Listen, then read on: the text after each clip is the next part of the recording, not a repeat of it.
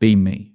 24F, got my degree in communications a couple years ago, landed a decent remote job in digital marketing, fully furnished apartment in a trendy part of the city, paid for with my own girl boss money. I spend my evenings curating my online presence, writing think pieces for my small but dedicated blog following, and occasionally doom scrolling Twitter, now X, whatever. My central thesis, the one that gets the most angry comments from dudes, and the most Yas Queen replies from my followers, is simple. You should be genuinely embarrassed if you have a boyfriend in the current year. Not even being ironic, it's a sign of weakness, of settling, of admitting you can't handle your own life. I look at my friends, smart and capable women, and I see them tethered to these men, these guys who still play video games like it's a career path, who think knowing how to grill a steak is a personality trait, whose idea of a deep conversation is complaining about their boss. It's pathetic. My friend Olivia is the worst offender. She's dating this guy Connor. He's a programmer or something, a code monkey. Super quiet, kinda awkward. Wears the same 3 grey hoodies in rotation whenever we all hang out. He just sits there, nursing a beer, occasionally nodding. Olivia will be telling a story, and he'll just stare at her with this placid look on his face. I'm like, girl, he's not listening. He's just rebooting his internal server. She says, no, he's just a good listener. Last week we were at brunch. Me, Olivia, and my other friend Ella, who also has a boyfriend, some finance bro named Josh. Josh is telling a story about his fantasy football league. I swear I felt my brain cells dying. I just zoned out, scrolling through my phone, saw a post from a Korean feminist account talking about the 4B movement. No dating, no sex, no marriage, no child rearing. Based beyond belief. They get it. They understand that engaging with men on their terms in this day and age is a losing game. It's a voluntary withdrawal from a rigged system. I interrupt Josh mid-sentence. Me. You guys know that in Korea, women are literally opting out of men entirely? They all look at me blankly. Olivia, what do you mean opting out? Me. It's called 4B. They've realized that the social contract is broken. Men offer less than nothing, so women are just refusing to participate. It's revolutionary. Josh scoffs. Sounds lonely. Me. Oh, I'm sorry. Is it lonelier than listening to you recount the draft strategy for your Mighty Morphin flower arranges? His team was actually called that. I'd seen it on his phone. Connor, the quiet programmer, just takes a sip of his coffee. Not a single reaction. Infuriating. Olivia jumps in to defend him. Josh, be nice. Ariana's just passionate. Me. I'm not passionate, I'm just logical. What does Josh actually provide you, Ella? He works 60 hours a week, spends his weekends watching sports, and you still have to cook for him because he claims he can only do BBQ. Ella looks down at her eggs Benedict. He makes me feel safe. Me. Safe from what? A bear? I have a deadbolt and pepper spray. I'm fine. Me. And you, Olivia. Connor is sweet, okay, but your apartment is twice as nice as his. You have a better social life. You're literally subsidizing his existence. He's a dependent. Olivia. That's not true. He's brilliant. He just doesn't like to show off. Me. Right.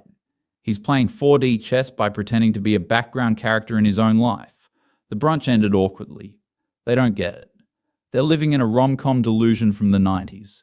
The modern woman doesn't need a man for anything. Financial support, please. I make more than enough to support my lifestyle. Emotional support. I have a therapist for deep stuff and a group chat for trivial stuff. More efficient. Home repairs. There's an app called TaskRabbit. A guy shows up, fixes your sink, and then leaves. No awkward small talk required. Sex. LMAO, Tinder, Hinge, Bumble. I have countless options. There's the hot artist who's great for a Tuesday night. The med student for when I want to feel intellectually stimulated for an hour. The generic handsome guy for when I just need to get it done. It's like ordering food on DoorDash. I get exactly what I'm in the mood for. It arrives, it serves its purpose, and then the transaction is over. No expectations, no emotional baggage, no listening to someone drone on about their day. It's clean, it's efficient, it's power. A boyfriend is a horse and buggy in the age of the Tesla, a relic, an embarrassment. I get home and decide to write a blog post about it. Title, The Boyfriend is a Social Crutch. Why you're weaker for having one. I go all in. I talk about emotional labor, the myth of the provider, the liberation of self-sufficiency. I reference the 4B movement, TaskRabbit, the gig economy of intimacy. I post a link to my Twitter, it blows up, hundreds of retweets, thousands of likes. The replies are a glorious war zone, spitting facts queen. This is the wake-up call I needed. Tell me you're miserable without telling me you're miserable.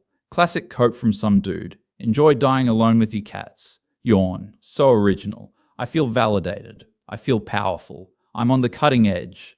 My friends are stuck in the past, apologizing for their loser boyfriends. I'm building my own future, unburdened. A few weeks later, at work, we have a huge Q3 product launch coming up. My boss, Susan, a woman in her 50s who talks a big game about female empowerment but is mostly just a corporate drone, puts me in charge of the entire digital launch campaign, website overhaul, social media blitz, email marketing funnel, the works. Me. Don't worry, Susan. I've got this. This is my moment. I'm going to knock this out of the park so hard they'll have to give me a promotion. The first part is easy. I design the graphics in Canva, I write the copy, I schedule the social media posts. I feel like a general commanding an army. The final piece of the puzzle is the new interactive landing page. Our outsourced dev team built it, but it's buggy as hell. The contact form isn't submitting properly, and one of the core JavaScript animations keeps crashing the page on mobile. The launch is in 1 week. Panic starts to creep in for the first time.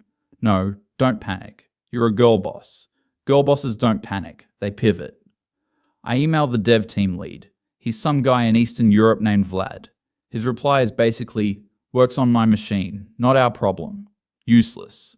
I try to Google the problem. I'm pasting code snippets into our site's backend like a monkey with a typewriter. I break it even more. Now the entire page is a 404 error. I spend the next 48 hours in a caffeine-fueled haze. I'm not sleeping. I'm living off cold brew and protein bars. My chic, minimalist apartment now looks like a hacker's den from a bad movie. Empty mugs everywhere. I try to find a freelance developer on Upwork who can fix it fast. They either want a ridiculous amount of money or they can't start for 2 weeks. My eye starts twitching. My boss Susan pings me on Slack. Hey Ariana, just checking in on the landing page. We need to start internal testing by EOD tomorrow. Everything on track? My hands are shaking as I type back. Yep, just putting the final touches on it. Running a few more optimizations. You'll love it. Lie.exe. I feel a wave of despair wash over me. I'm completely and totally screwed. My carefully constructed image of effortless competence is about to shatter. I can't ask anyone at work for help. It would be admitting I'm a fraud. I think about my friends. Who can I call? Ella? She'd just tell me to breathe and do some yoga. Useless.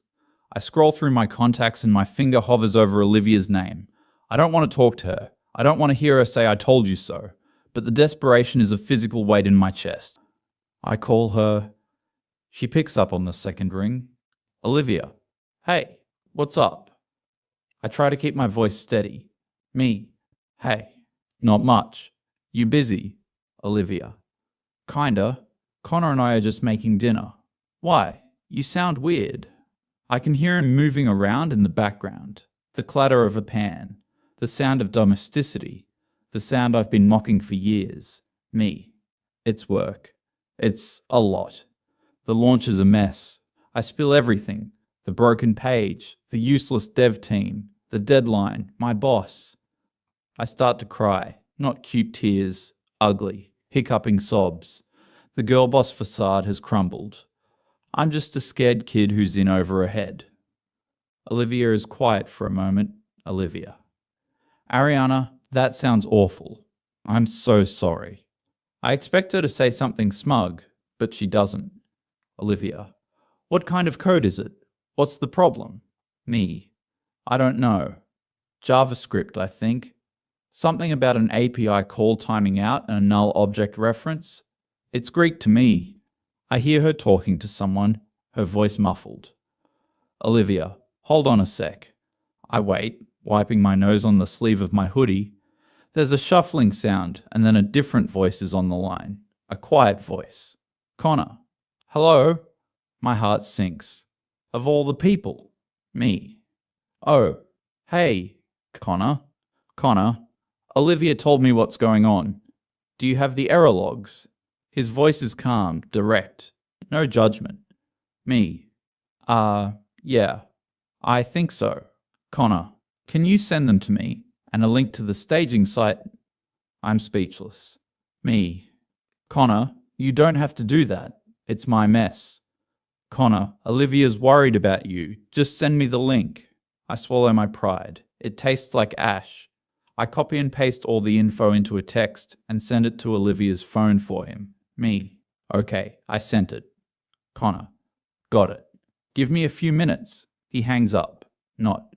I'll see what I can do. Not this looks tough, but I'll try. Just give me a few minutes. The confidence is unnerving. I sit there, staring at my broken monitor. My apartment feels cold and empty. For the first time, I notice just how quiet it is. The only sound is the hum of my laptop's fan, working overtime to do nothing. My whole liberated life. TaskRabbit can't fix this. My therapist can't write code. My roster of Tinder dates can't solve a critical bug. I'm alone. Completely and utterly alone with my failure. Less than 30 minutes later, I get a text. It's from Olivia. Connor says to check the site now. He pushed a fix. I hold my breath and refresh the page. It loads. It loads perfectly. I click on the contact form, fill it out, and hit submit. Thank you for your submission. It works. It all works. Another text from Olivia. He said the endpoint from your marketing API was deprecated and you were calling a null array. He rewrote the fetch requests to use the new authenticated endpoint and added a promise race to make the animations load better. Does that make sense? No, it makes zero sense. The quiet, boring guy I dismissed as a background character just saved my entire career in 20 minutes. While cooking dinner, I call Olivia back. She picks up immediately. Me. Olivia, thank you. Tell Connor. Tell him thank you. I don't know what to say. How can I repay him? Olivia, don't worry about it. He was happy to help. He said it was an interesting problem. I can hear him in the background again. Tell her to clear her browser cache. Olivia, he says to clear your cache. Me. Okay. Olivia, I was so awful to you guys at brunch. I'm so sorry. Olivia, I know. It's okay. We were worried about you. You've seemed really wound up lately. Wound up, that's one word for it. Arrogant and delusional are others. The next day, I present the landing page to Susan. Susan, Ariana, this is fantastic. It's so smooth. The user experience is flawless. Incredible work. You really pulled this off. I just nod and smile. Thanks, Susan. A team effort. She doesn't need to know the team was my friend's boyfriend, the guy I've been relentlessly mocking for a year. The praise feels hollow. I didn't earn it. I feel like a fraud that weekend. I feel weird. I open Tinder. I swipe through the faces. It all seems so pathetic. A collection of men reduced to trading cards. I think about the transaction, the clean, efficient hookup. It feels profoundly lonely. I close the app. I go to my blog, intending to write something new. I see the title of my last post, The Boyfriend as a Social Crutch. I read my own words. A man should be an accessory, not a necessity. Dependence is the antithesis of female empowerment. Why lean on a man when you can stand on your own 2 feet? My own arrogance is nauseating. Connor wasn't a crutch for Olivia. He was her partner. They were a team. He helped her because he loved her. And by extension, he helped me because she, her friend, was in trouble. It wasn't a transaction. There was no ledger. He just did it. A few days later, I get sick. Not just a sniffle, a full-blown, knock-you-on-your-ass flu. Fever, chills, body aches, can barely lift my head. I'm in my perfect apartment, alone. I run out of ibuprofen. I lie in bed, shivering, feeling miserable. I think about Olivia. If she were this sick, Connor would be there. He'd go to the pharmacy. He'd make her soup. He'd put a cool cloth on her forehead. Who do I have? I could call my mom, but she's 3 states away and I'd just make her worry. I could text one of my Tinder guys. Hey, I know we just hooked up twice, but can you bring me some Gatorade and medicine? By the way, I look and feel like a swamp monster. The thought is so humiliating. my independence, my self-sufficiency. It's a fortress. But I've realized I've built the walls so high I've imprisoned myself inside. There's no one to help me, because I've spent years bragging about how I don't need anyone's help. I finally managed to get a grocery delivery with some flu medicine and soup. I pay a $15 delivery fee plus tip for a $12 order. I weekly heat up the soup in my microwave. It tastes like salty metal. I crawl back into bed and just lie there, sweating. I feel pathetic, not powerful, not liberated, just small and alone. A week later, I'm feeling better. Olivia invites me out for a casual dinner, just the three of us, me, her, and Connor. I know what this is. It's a thank you dinner that I'm supposed to pay for, and I'm fine with that. I need to do this. I need to face him. We go to a quiet Italian place. I'm nervous. I've practiced what to say in my head a dozen times. Connor arrives a few minutes after Olivia, and I sit down. He's wearing one of his signature grey hoodies. Connor. Hey. Me. Hey, thanks for coming. And thank you again for the other week. You really, really saved me. Connor just shrugs slightly and gives a small smile. No problem. It was a fun little puzzle. Their back-end security is a mess, by the way. You should tell your boss they're vulnerable to an injection attack. He says it so casually, like he's telling me it might rain. He's not gloating. He's not looking for praise. He's just stating a fact. He then turns to Olivia and asks her about her day. They start talking about some dumb inside joke they have. Something about a pigeon they saw in the park. She's laughing. A real, genuine, happy laugh. He's looking at her, and his whole face is different. The placid, blank expression is gone. He looks happy, content. He's not a background character. He's just a guy who saves his energy for the person he actually cares about. I've been so busy looking at him, I never bothered to see how he looks at her. I spend the rest of the dinner mostly silent. I listen to them talk, not about anything profound, just little things. Work, a TV show they're watching, plans for the weekend. It's not the boring drone I always imagined. It's comfortable. It's a rhythm, a partnership. They fill in each other's sentences. They know each other's orders. She steals a piece of garlic bread off his plate and he just rolls his eyes playfully. I watch them and feel a profound ache in my chest. It's a feeling I don't have a name for.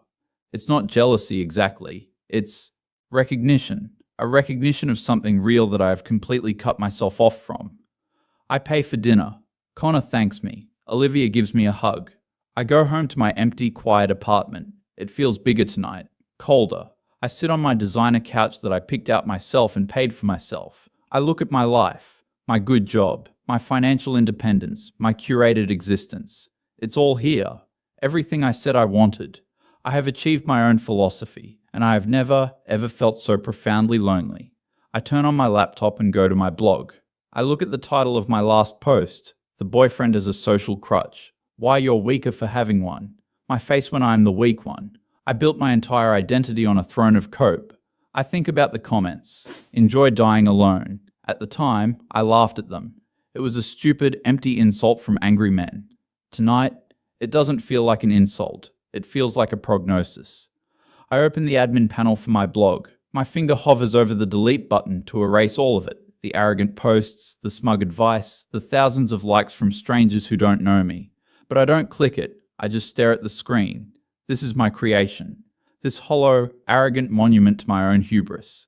I should be embarrassed, not because I don't have a boyfriend, but because I became the kind of person who would build a philosophy around scorning those who do. I just sit there, in the dark, the white light of the screen illuminating my face. The cursor blinks and blinks. There's nothing else.